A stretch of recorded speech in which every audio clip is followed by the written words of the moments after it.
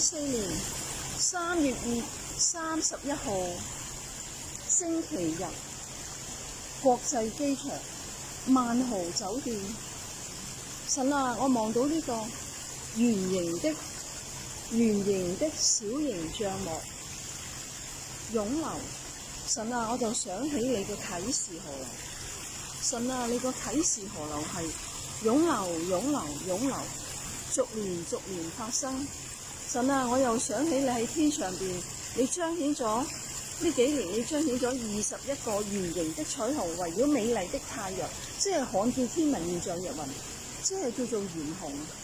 神啊，你用天上嘅圓紅說話，呢個圓紅係啟示河流。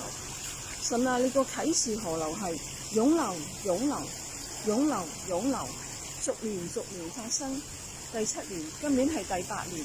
神啊，多謝你，你用天象說話，你說話嘅方法有好多種，你用經文說話，用你所創造嘅世界說話，用周圍嘅環境說話。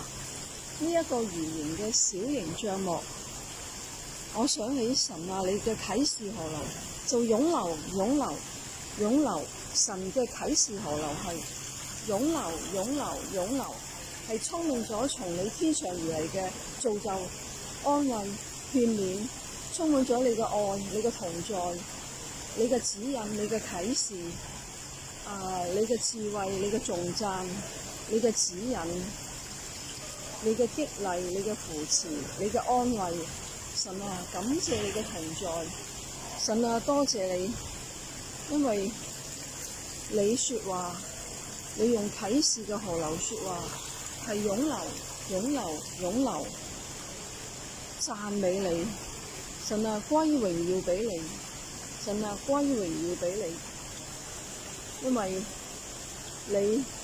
你嘅啟示河流，你到今天仍然說話。多謝你嘅鼓勵扶持，感謝讚美你，打開心門接受你更多嘅啟示河流，湧流，領受，歸榮耀給神。神啊，歸榮耀俾你。神啊，歸榮耀俾你。